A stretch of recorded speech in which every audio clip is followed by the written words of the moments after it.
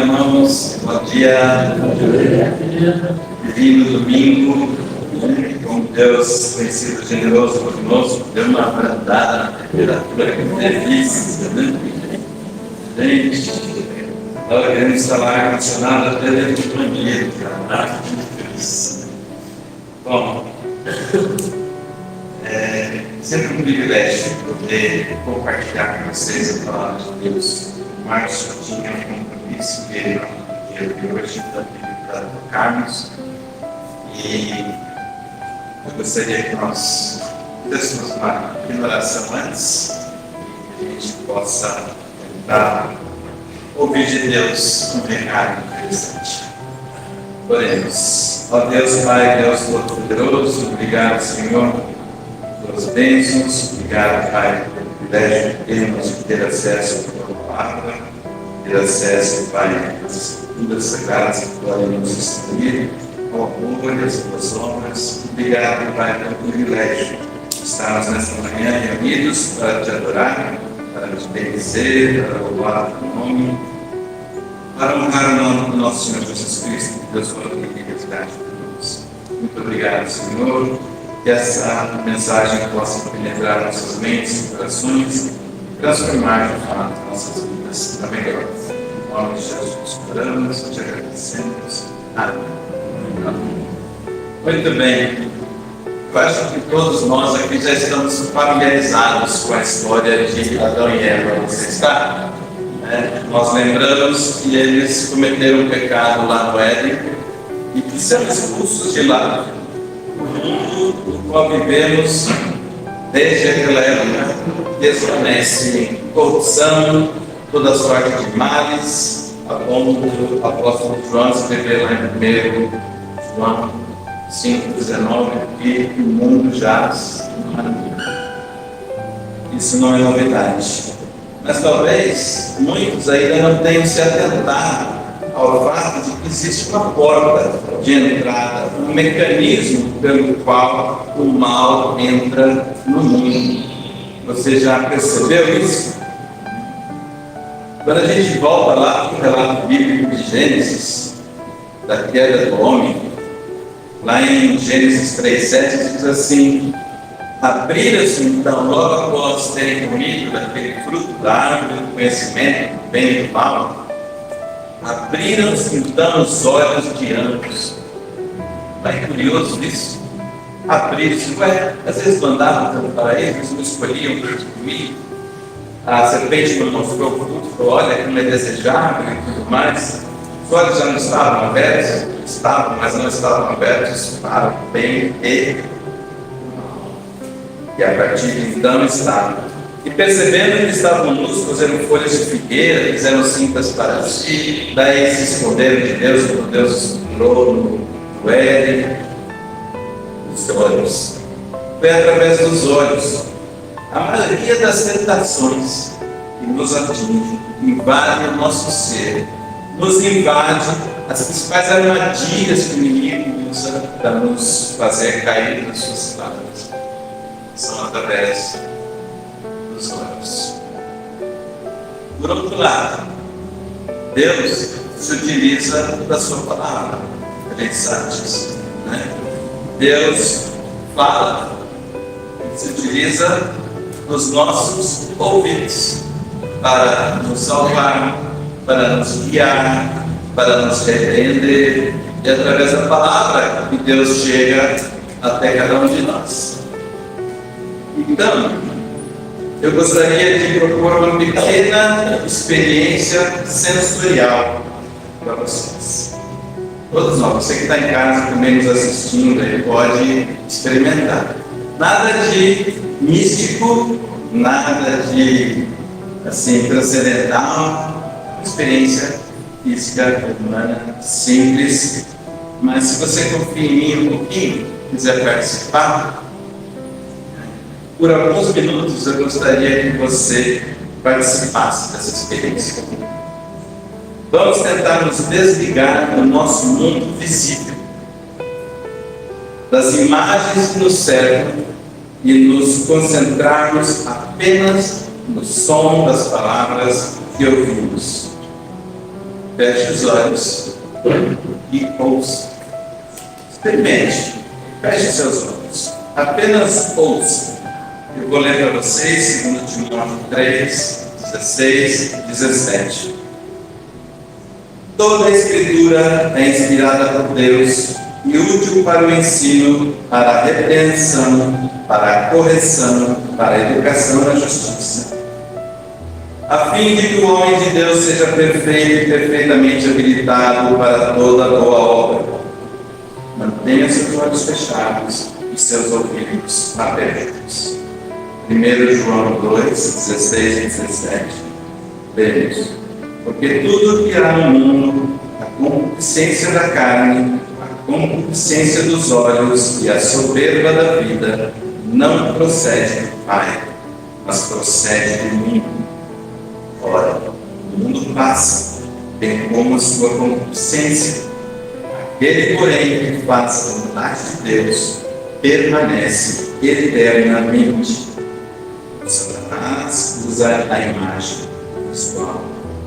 Tenha seus olhos fechados e ouvidos atentos. Tiago 1, 13 a 15. Ninguém, ao ser tentado, diga: sou tentado por Deus. Porque Deus não pode ser tentado pelo mal e Ele mesmo a ninguém tenta. Ao contrário, cada um é tentado pela sua própria cobiça, quando esta o atrai e seduz. Então a cobiça, depois de haver concebido, dá à luz o pecado. E o pecado, uma vez consumado, gera a morte, sedução. Foi isso que aconteceu no Éden. O resultado foi simplesmente catastrófico. Gênesis 6:3 diz: então disse o Senhor: meu espírito não agirá para sempre no homem, pois este é carnal. Os seus dias serão 120 anos. Ainda com os olhos fechados, fomos condenados por nos tornarmos vítimas da nossa própria cobiça. Evidentemente, somos dotados de múltiplos sentidos: visão, paladar, olfato, tato, audição. E por todas essas coisas, o inimigo nos tenta, mas o que ele busca vai diretamente de encontro a uma cobiça que já se instalou em nossos corações previamente. Ele apenas sabe em que área da vida cada um de nós é mais suscetível. Pode abrir seus olhos. Como é que foi a experiência? Será que você conseguiu perceber por um instante o poder que as palavras têm de penetrar nossas mentes e nosso coração? Certa vez, um irmão disse numa pregação, isso é muito curioso, eu não se lembro disso, que ele era grato a Deus por ter perdido a acuidade visual. Ele enxergava bem, de repente não enxergava mais, ele precisava de óculos. O problema da vida dele com a visão, ele precisava de óculos para ver. E segundo a declaração dele, a vida ficou mais fácil. E a tentação de olhar para as pessoas, mulheres na rua, não sei o que, acabou, porque era só tirar o óculos quando ele saía de casa, ele não via nada. E ele não tinha tentação. E eu vou dizer para você, Deus tem um plano melhor. Deus tem um plano melhor. Em 1 Coríntios 2, versículo 16, a gente lê o seguinte: quem conheceu a mente do Senhor, que o possa instruir? Acredite, Deus tem um plano melhor. Nós podemos ter a mente de Cristo. Nós podemos ter a mente do nosso Salvador.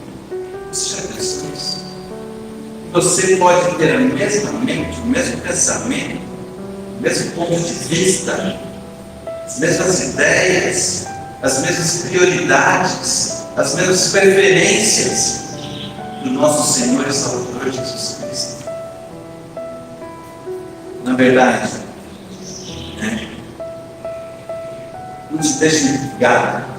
Quantas vezes Jesus disse ao longo do seu ministério, repetiu essa expressão: Quem tem ouvidos para ouvir, ouça. Isso é que Jesus está cantando nessa terra. Que a salvação vem pelo ouvido. Isso é evidente. A obra transformadora de Deus acontece pelo processo de ouvir a palavra, a sua palavra. Existem muitas vozes no mundo, muitas vozes falando muitas besteiras no mundo, tentando nos desviar. O Satanás não usou sua imagem, também falou para ela: foi bem isso que Deus quis dizer. Na verdade, o que Deus queria dizer era aquilo, e o mal continua usando essa estratégia.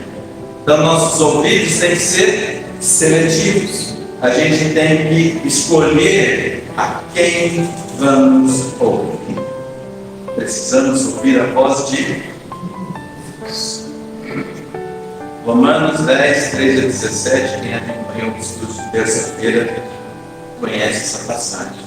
Porque todo aquele que invocar o nome do Senhor será salvo.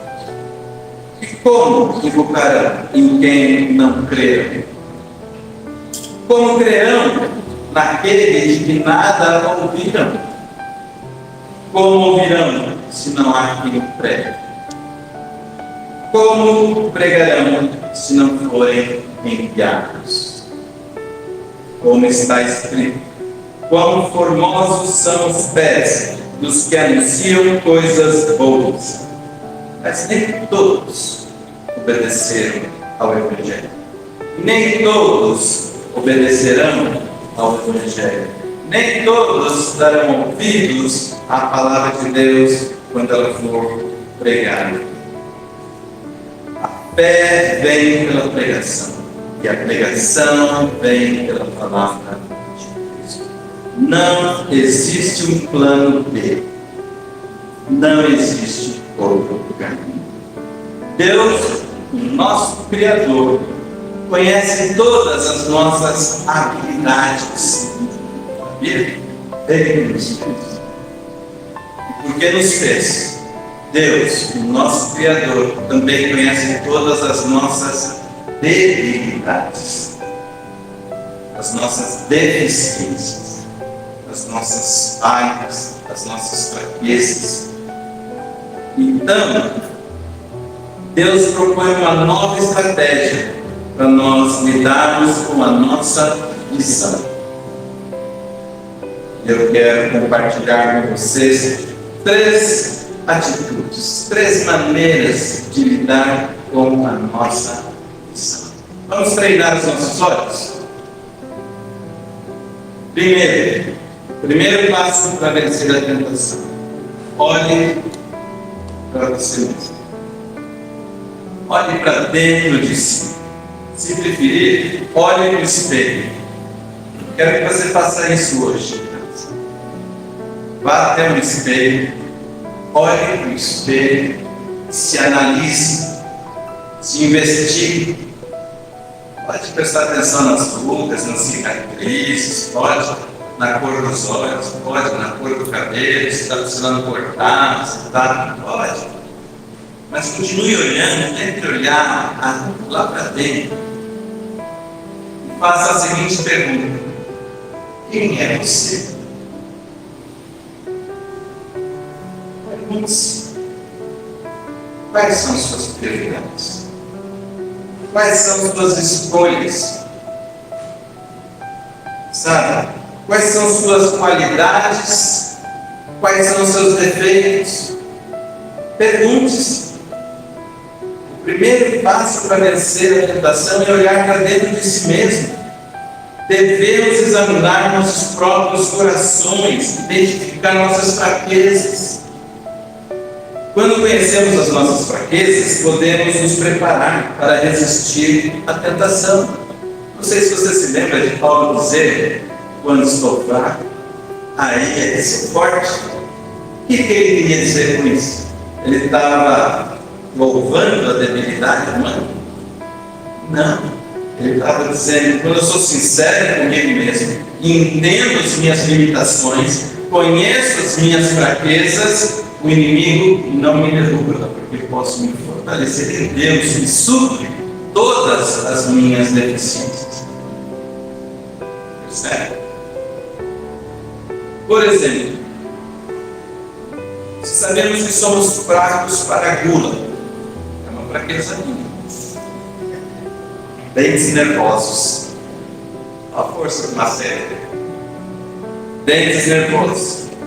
Uma vez na minha dispensa, se eu vou no supermercado, encho meu carrinho de chocolates, doces, biscoitos e abasteço a minha dispensa com essas coisas. Me dá uma vontade de ir lá comer um chocolate, eu vou lá para o armário, viro, não tem.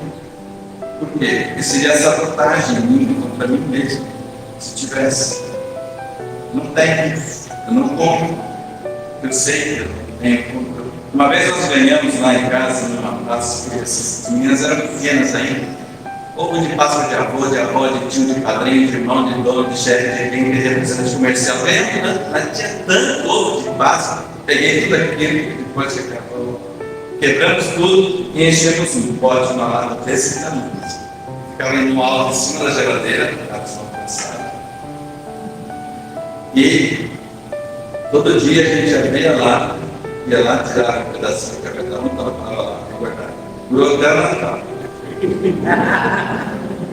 Mas se não estivesse lá no alto, estivesse na mesa de centro, embaixo, né? Quanto tempo teria durado? A gente precisa se conhecer, entender as nossas fraquezas, ser honestos com elas. Precisamos ser honestos conosco. Para dar um suporte bíblico, 2 Coríntios 5, diz assim: examinai-vos a vós mesmos se realmente estáis na fé. Forte, né? É uma instrução bíblica. Examinai-vos a vós mesmos, provai-vos a vós mesmos. Ou não reconheceis que Jesus Cristo está em vós? Se não é, que já estáis reprovados. Forte, né? 1 Coríntios 11, 28, a gente lê muito aqui no momento da ceia. Examine-se, pois, o homem a si mesmo, e assim coma do pão e beba do cálice. Examine-se. Ora, afinal de contas, o que você está fazendo aqui no domingo? Você está cumprindo uma tradição? Cumprindo uma obrigação? Está comendo pãozinho com suquinho? Ou você está celebrando a ceia do Senhor em honra, em gratidão àquele que deu a sua vida em favor dos seus pecados? Examine-se. E a gente deve fazer isso só no domingo? Antes de partir pão, ou todos os dias? Salmo 139 diz assim: Senhor, tu me sondas e me conheces, sabes quando me assento e quando me levanto, de longe penetras os meus pensamentos, esquadrinhas o meu andar e o meu deitar, conhece todos os meus caminhos. Ainda a palavra não me chegou à língua, e tu, Senhor, já a conheces toda. Deus nos conhece por completo. Ele sabe quando estamos sendo sinceros ou não. Não seria melhor se nós também entendêssemos com a mesma clareza e enxergássemos a nós mesmos sempre? 2, olhe para si mesmo. 2, olhe para o próximo. Faça isso. Escolha alguém, olhe para alguém. Olhe para o próximo, qualquer próximo. É uma estratégia importante para vencer a tentação, você sabia? Não é à toa que esse faz parte dos maiores mandamentos: amar a Deus sobre todas as coisas e amar ao próximo. Olhe para o próximo.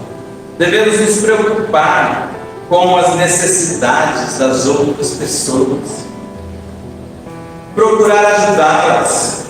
Quando nos concentramos nas necessidades dos outros, nos esquecemos de nós mesmos e da nossa própria tentação. Fica muito mais difícil o inimigo nos vencer. Mateus 22:39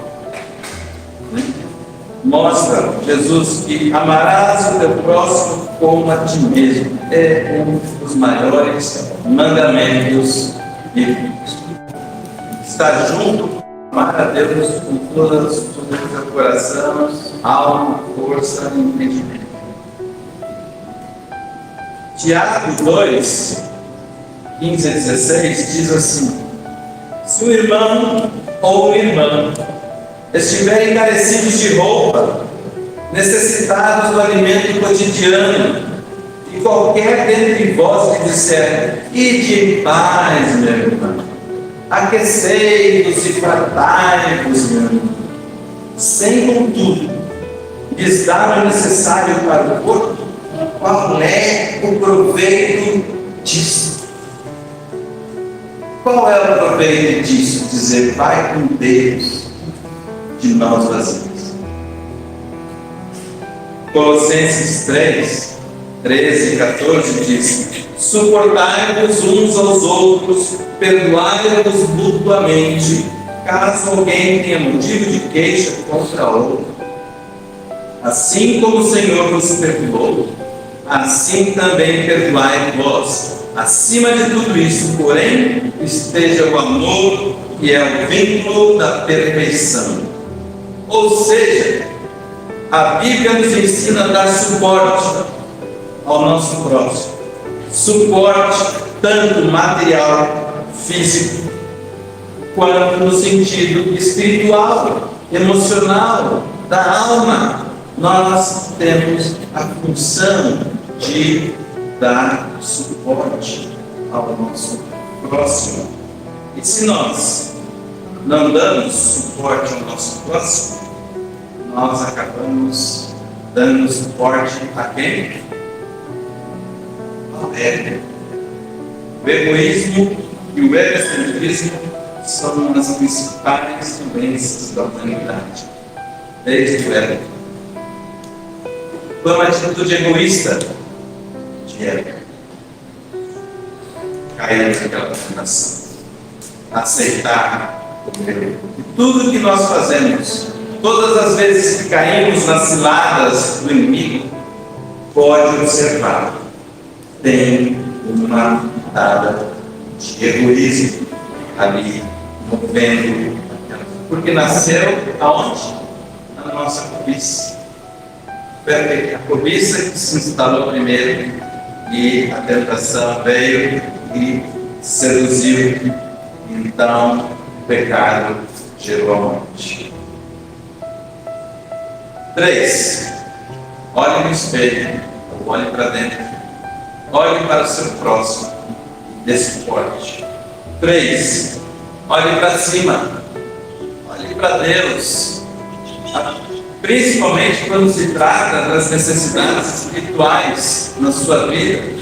A única verdadeira solução vem de cima, vem do alto, vem de Deus. Devemos olhar para Deus, pois Ele é a nossa única fonte de força, proteção contra a tentação.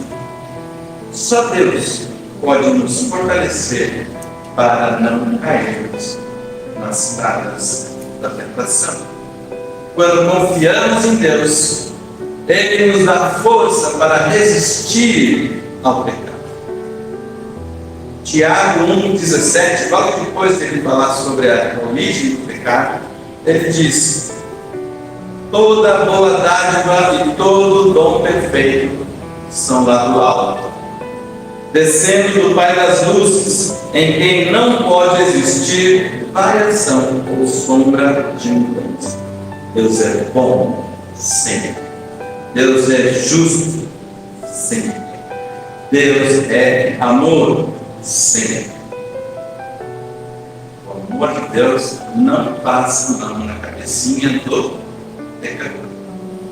Não, como diria a expressão, ele não suaviza, ele não negligencia, ele não menospreza, ele não despreza os nossos erros. Ele confronta. Deus confronta. Jesus confrontou.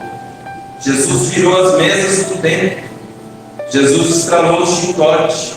Jesus esticou o dedo em risco e chamou hipócritas. Deus é amor. O amor de Deus não aceita.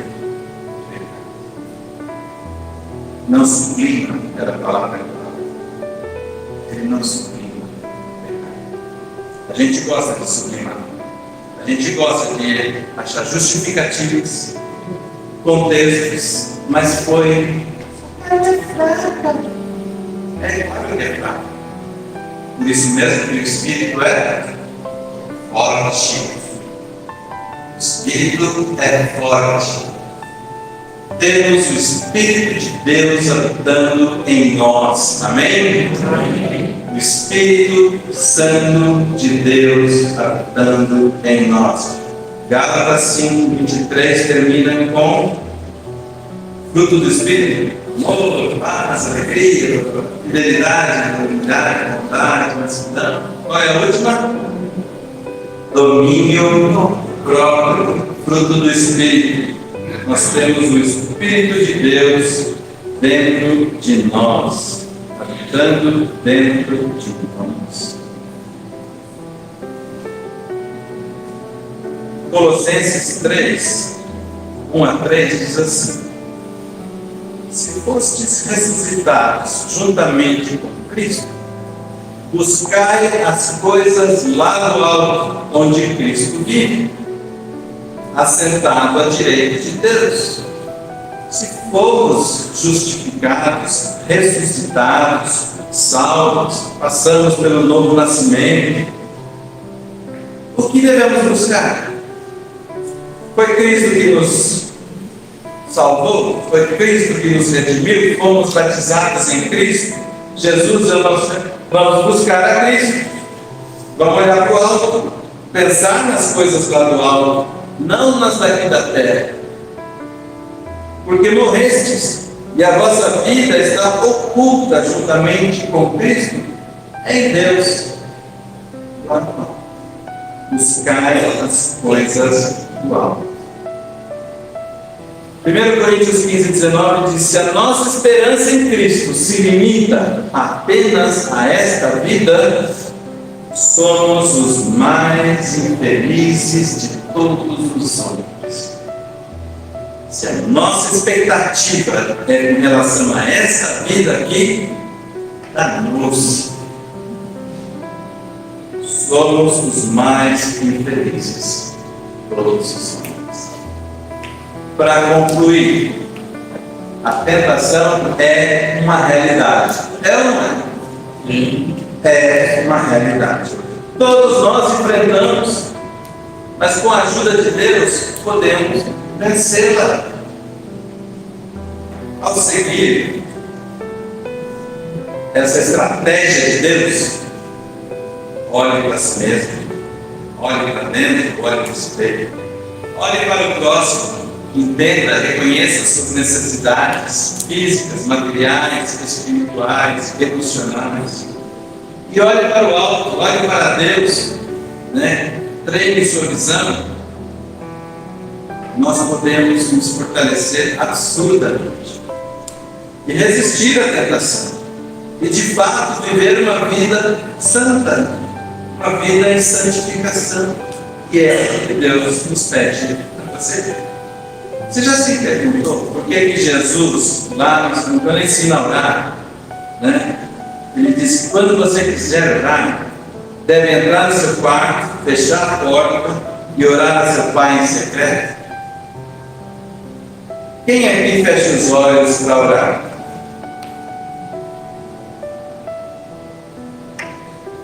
Por que será que a gente deve fechar?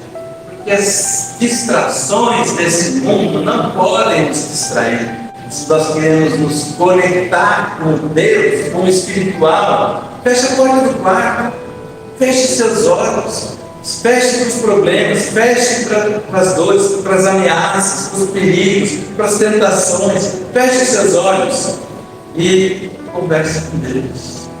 Isso vai ser altamente produtivo, porque Deus que está em secreto ouve a tua oração em secreto e em secreto Ele te responde. Duas medidas práticas que eu gostaria que você fizesse em prática, né? Como eu também quero propor isso para mim mesmo. Vamos colocar isso em prática nas nossas vidas. Primeiro, vamos treinar nossos ouvidos. Vamos treinar nossos ouvidos a prestar mais atenção nas palavras do nosso Senhor Jesus Cristo. Tantas coisas fundamentais Jesus nos disse, tantas coisas valiosíssimas Jesus nos disse, e às vezes nós deixamos de lado, esquecemos, negligenciamos, só vamos lembrá-las no domingo. Toda semana tem 6 dias de tentação, não é verdade? E segundo, vamos treinar nossos olhos. Vamos treinar nossos olhos para olhar na direção certa. São 3 direções certas: para dentro, para o próximo e para Deus. De onde vem toda a boa tática? Reforçando, os olhos são a lâmpada da alma. Se os nossos olhos forem bons, todo o nosso ser será iluminado. Palavras de Jesus. Porém, se os nossos olhos forem maus, quão grandes trevas serão, disse Jesus. O sermão mais importante de Jesus, o sermão do monte, ele falou isso. Os nossos olhos são lâmpada para a nossa vida, para a nossa alma. A gente pode iluminar a alma através dos olhos. Basta olhar na direção certa. Então, meus queridos, que a luz de Jesus Cristo brilhe nos nossos olhos, nos nossos corações.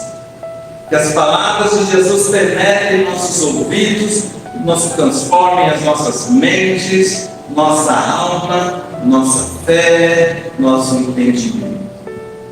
Possamos viver na vida santa. Amém? Amém. Vitória para Deus. Deus seja louvado.